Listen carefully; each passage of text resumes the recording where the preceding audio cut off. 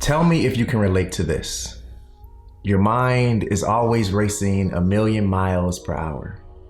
There are things you want to do and places you want to go. I mean, ideas are exploding out of your ears like volcanoes. You always manage to set goals, but you never actually achieve them. You'd start, but somehow drift off course as if the wind was pushing you from the side, or maybe you just weren't focused or disciplined.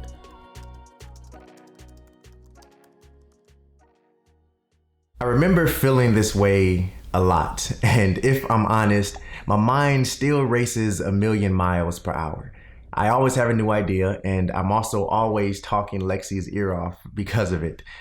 But I'm learning to manage it, making it easier for me to focus and easier for me to stay disciplined on my own journey of actively taking action on my ideas. And I want to help you. So here are 7 tips to help you stay disciplined on your journey. Number 1 is before you do anything, you have to know your why. If you don't know why you want to do something or why you're doing something, then you can kiss the self-motivation and disciplined aspect of your journey goodbye. See, you have to have a why, because if you don't, then you're more likely to lose focus and drift off course. See, if we're talking about minimalism, I've shared my why many times in my videos. I've shared why I wanted to reinvent myself, that I wanted a new challenge in life, and that lastly, I felt that I had too much stuff around me. Now, I also have other whys and other aspects of my life as well, but what is your why? And if you don't know, I really want to encourage you to think about it. Number 2 is to prioritize your goals and your habits. When you set goals for yourself, or when you have habits that you're either trying to break or add new habits to your life, it's impossible to try to do everything at once. And when you try to, you're definitely going to do more harm than you are good. And not to mention the frustration that you're going to be faced with is going to be crazy. So what you want to do is you want to prioritize your goals and your habits. You want to figure out what's most important to you right now, and then what's not so important to you right now. And then once you do that, you want to take all of your energy and all of your focus and direct that towards that prioritized list.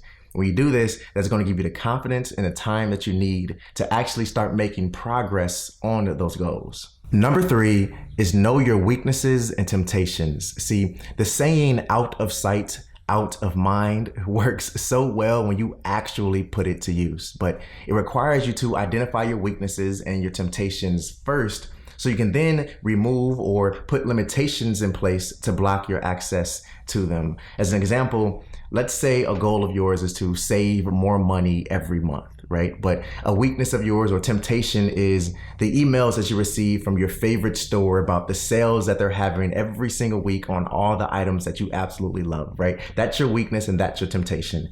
An easy fix for that would be to simply unsubscribe from those emails. That way they're not popping up in your inbox. You're not seeing them, so they're out of sight, out of mind. Now, I know that's a very super simple example of that, but I really think that you get the point. Know your weaknesses and limit your temptations. Number 4 is you have to change your perception of yourself. Now, I'm going to be very, very direct with this one. If you don't believe in you, if you don't believe that you can achieve the goals that you've set or change the habits that you want to change, then it's not going to happen. See, things don't just fall out of thin air. You actually have to work for them. You have to believe that the work you're doing is going to work. Number 5 is you have to learn to be comfortable with discomfort. Now, this isn't the easiest thing to do, but when you do it, it's definitely worth it. Just the other day, Lexi and I were talking about some things that we want to do in our life, but also some things in our space that we still need to let go of. And at the beginning of that conversation, I immediately start to feel some discomfort. I was a little uneasy about the way things were going, but I had to realize that in this situation, this discomfort that I'm feeling is a good thing because it's challenging me and it's pushing me to grow. And if I really want to grow on this journey and reach the goals that I've set for myself and change the habits that I've set for myself, then I have to be willing to step outside of my comfort zone. I have to be willing to be uncomfortable. So I just want to encourage you to learn to be comfortable with discomfort, because when you can do that, it's definitely worth it. Number 6 is to surround yourself with a positive support system. See, when you set goals or when you're chasing after something that you have a passion for, it's extremely hard to stay focused and disciplined when all you hear is negative chatter behind you. You know, people saying things like, oh, you don't want to do that, or why do you want to do that, or you'll never like that. That was the wrong decision. You know, it's really hard to stay focused and disciplined when you hear that noise in the background. So what you got to do is you have to, one, learn to ignore those comments and negative things in the background, but you also have to surround yourself with a positive support system. And this community that we're building here is exactly that. All of you are extremely supportive of one another and also me on my journey. And I just want to say thank you. So if you're not surrounded by a positive support system, I want to encourage you to do that, because it's definitely going to help you stay focused and help you build your confidence on your journey. Okay, now before I share the 7th tip that I have on my list, if this is your first time tuning in, welcome. I'm really glad to have you here. If you want to join this community, if you want to feel supported by this community, make sure you hit that subscribe button down below and tap the bell so you're notified every time I drop a video. Number 7 is to think long term.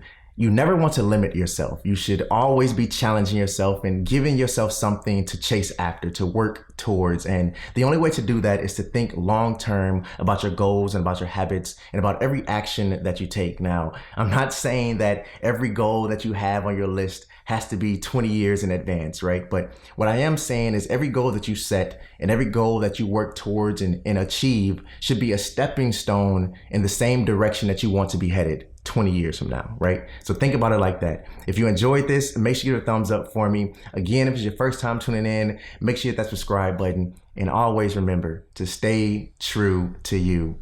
And I'll see you in the next one. Peace. Okay, wait.